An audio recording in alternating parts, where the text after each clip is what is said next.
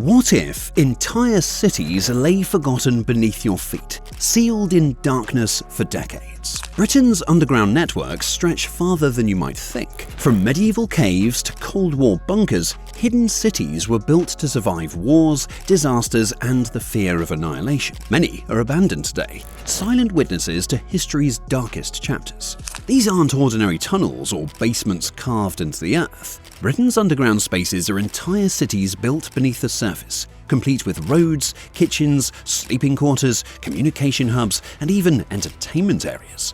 They were designed to support life for days, weeks, or even months when danger struck above ground.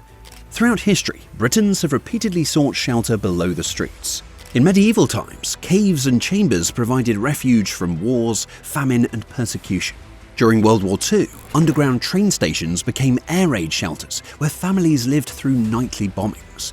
Later, at the height of the Cold War, vast bunkers were constructed to protect government officials from the threat of nuclear attack. These hidden cities represent both human ingenuity and the fear that shaped their creation. But how many secrets remain locked beneath Britain's streets, waiting to be uncovered? Some sites are now open to the public, while many others remain sealed, with locations classified and files heavily redacted. Researchers and explorers continue to search for clues, but much of Britain's underground world is still unexplored, silent witnesses to a past defined by survival and secrecy. Beneath some of Britain's oldest cities, underground networks stretch for kilometres, built not as shelters of convenience, but as vital parts of everyday life. In Nottingham, a web of sandstone caves carved deep into the earth was used for storage, trade, and secret meetings. These caves extended for several kilometres and were carefully reinforced with stone arches to prevent collapse, allowing merchants and travellers to move goods safely even during times of danger. Further north, Edinburgh's vaults lie beneath the South Bridge. These dark chambers were once bustling with activity. Merchant stalls, taverns, and at times, illicit operations. The narrow spaces, lit only by flickering candles and oil lamps, created a shadow world where deals were made and lives carried on in secrecy. In York, hidden chambers provided grain storage and smuggling routes. During periods when religious worship was forbidden, these underground rooms also offered sanctuary for secret gatherings. The tunnels allowed communities to preserve traditions and survive amidst persecution and political unrest. The tunnels weren't luxuries, they were lifelines. During wars, invasions, and famine, travellers, traders, and smugglers relied on these corridors to move unseen, share resources, and escape danger. Their layouts were practical, with passages reinforced by stone arches and carefully designed pathways that connected communities. These hidden cities, though forgotten today, once thrived beneath the streets. They were places of resilience, resourcefulness, and quiet resistance, sustaining life in times when the surface world became unsafe. But it makes you wonder, how many lives were shaped by these hidden corridors? How many stories of survival, trade, and quiet defiance remain locked away beneath the stone walls, waiting to be uncovered by those willing to explore the shadows? When bombs began to fall over British cities during the Blitz, ordinary life above ground was turned upside down. But beneath the streets, a new world was born. Parts of the London Underground, originally built for commuters, were quickly transformed into lifelines for civilians, seeking shelter from relentless air raids. Stations like Clapham South, Stockwell, and Goodge Street became homes for thousands. At the height of the bombings, more than 175,000 people lived in these underground spaces, sharing close quarters and adapting to life far below the city streets. Inside the stations, bunk beds lined the walls, and communal kitchens provided simple meals. Libraries were set up with donated books, while clinics offered basic medical care to those injured or ill.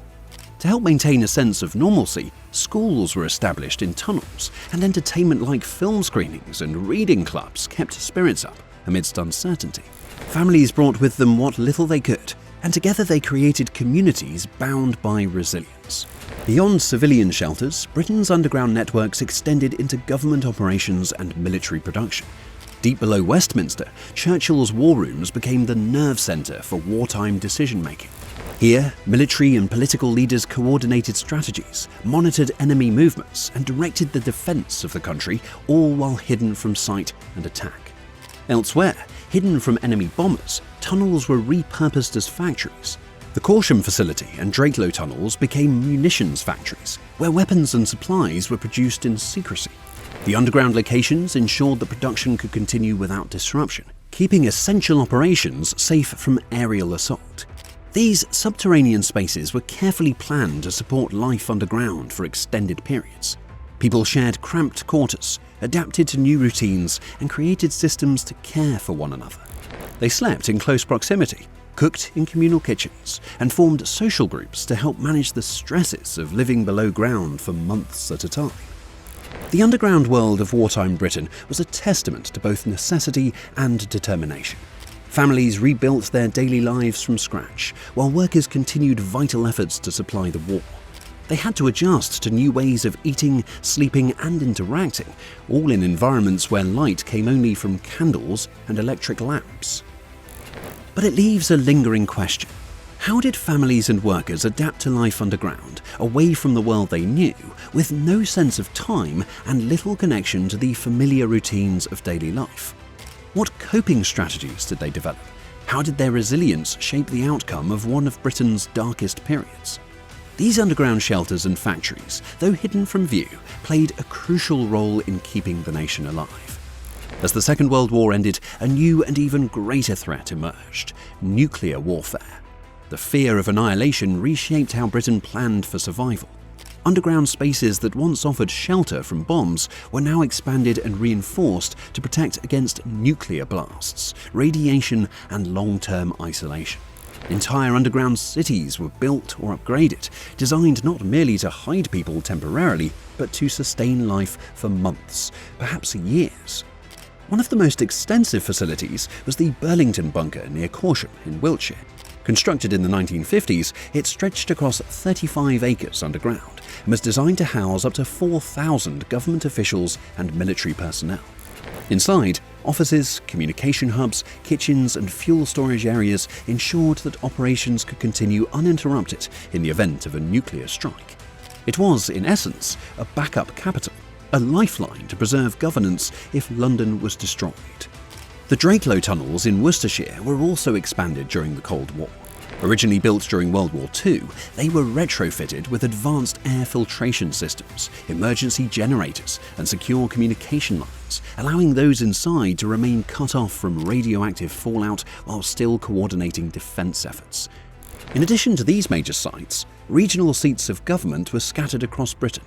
These facilities were prepared to ensure that governance could continue even if communication with central command was lost. Their locations were strategically chosen to maintain coordination and defence throughout the country. Security was a top priority. Nuclear-resistant blast doors were installed at entrances to withstand powerful explosions. Rations and medical supplies were stockpiled to last for months, allowing residents to survive without external support. Every detail was considered, from kitchens that could serve thousands to clinics stocked with emergency equipment and medicines. Anticipating the psychological toll of prolonged isolation, planners also prepared entertainment units, briefing rooms, and relaxation spaces. These were intended to help maintain discipline, morale, and mental health in confined environments where stress and uncertainty were constant threats. These underground cities, while hidden and highly classified, were a marvel of engineering and planning, designed with precision to meet the unimaginable demands of a nuclear apocalypse. But it makes you wonder, what would life have been like for those chosen to live underground during the worst years of the Cold War? How would they cope with the silence above ground, the uncertainty of the outside world, and the knowledge that their survival depended entirely on these hidden spaces? These cities stand as silent witnesses to a time when fear of destruction shaped every detail of daily life below the surface. Today, many of Britain's underground cities remain locked, inaccessible, or slowly decaying beneath layers of dust and time. Some entrances are sealed with heavy steel doors, while others have crumbled, overgrown by nature. A few, like the Burlington Bunker, are partly open to the public, offering guided tours through corridors once meant to protect thousands. In contrast, the Drakelow tunnels have fallen into ruin, their passageways dark, flooded, and forgotten. Step inside these abandoned spaces, and remnants of a world prepared for disaster come alive. Dust-covered rotary phones sit untouched. Kitchens with rusting appliances stand silent, as if waiting for residents who never returned. Maps, frozen in time, still mark evacuation routes on walls, while peeling paint, empty corridors, and archived documents evoke the weight of life underground. Lives lived in anticipation of catastrophe.